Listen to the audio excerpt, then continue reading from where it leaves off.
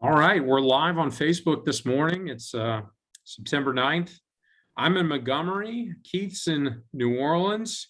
Scott Sternberg here, Keith Naccari. We're here to talk about the SBA loan process because we've been getting a lot of questions from our clients and friends about how that works. And, you know, Keith is our co-managing partner, and he runs the tax section of the firm. Keith, how you doing this morning? Doing well, thank you, Scott. Good morning. This is a very interesting area. We are getting a ton of questions, but it's an area that the SBA has done a really good job of simplifying.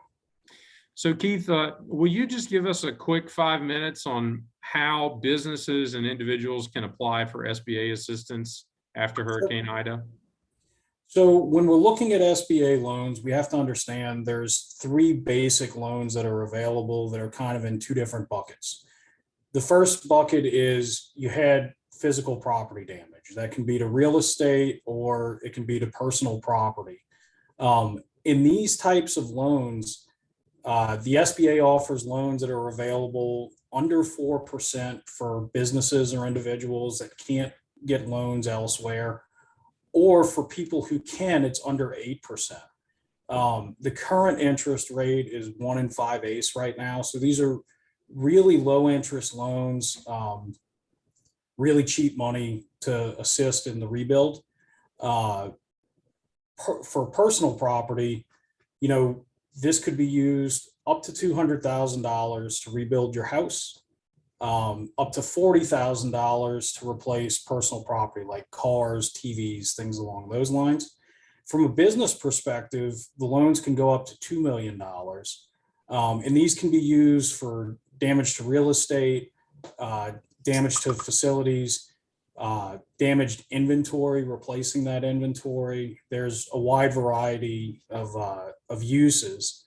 The second bucket is the EIDLs that everybody kind of became familiar with during COVID, though there's a major difference with the EIDL for this type of disaster from Hurricane Ida in that you have to show that you can't get credit elsewhere, right? So if you're a business that has, you know, $1 million line of credit at a bank that it hasn't been drawn on, you're likely not going to be able to attest that you can't get credit elsewhere. And this is, again, much like during COVID, a lot of this is going to be based on your own attestation, with them coming in to check, you know, in the years to come.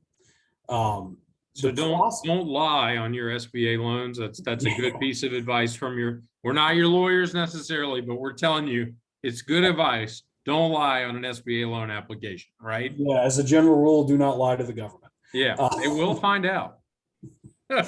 So, but again, these are going to be very low interest loans. These can be used to help your business continue to operate while revenues decrease. The loan process is actually really simple, and I'm going to share my screen here.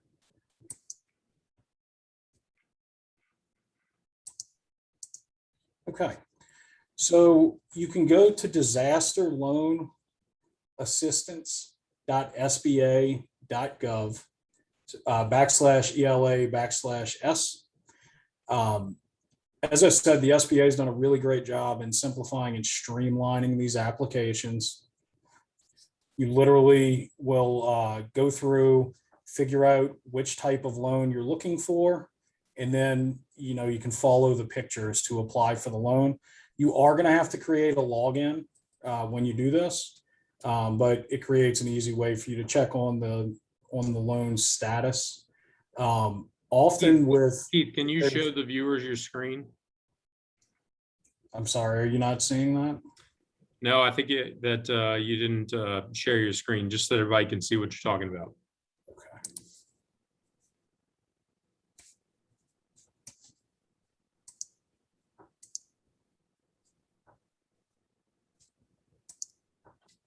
There you go. Thanks, man. Sorry about that. Okay, so like I said, very simple website to navigate. You'll pick the type of loan you want. You can go into this physical disaster. Gives you a breakdown of a lot of what we discussed, and then you click on the apply online. and it'll take you to create your login. For individuals, you're going to want to have your social and an idea of estimates for the loss. Similar for business, you're going to want to have your EIN ready, your losses, and financials as well.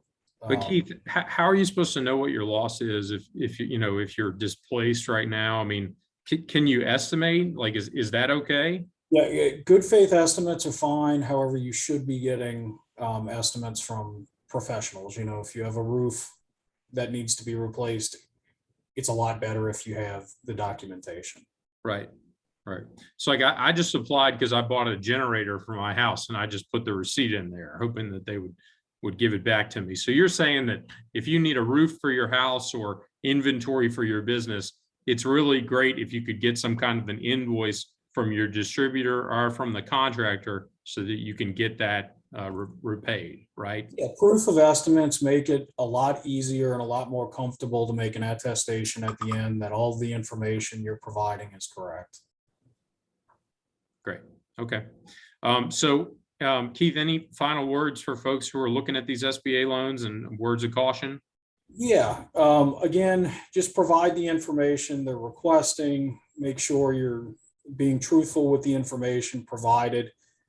Understand that with the EIDL, there is the requirement that you can't get credit elsewhere. So, if you have a denial for a line of credit, that helps you. That helps you feel more comfortable.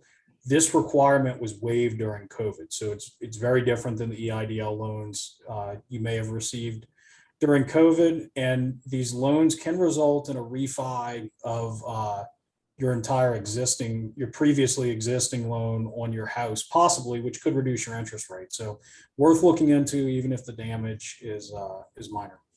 And after Katrina, we saw a lot of people taking these SBA loans and actually just refinancing their entire home at like an absurdly low interest rate. So, there may be a silver lining to that cloud of having to get a new roof, that your home gets refinanced at a low interest rate. But Keith, I think we've used up our time for today. So we'll be back next week with more web chats. As always, go to snw.law if you'd like to talk to an attorney at Sternberg, Naccari, and White. And everybody, please stay safe. And as we get that power back, let's rebuild back better. All right. Thanks, everybody. Have a good weekend.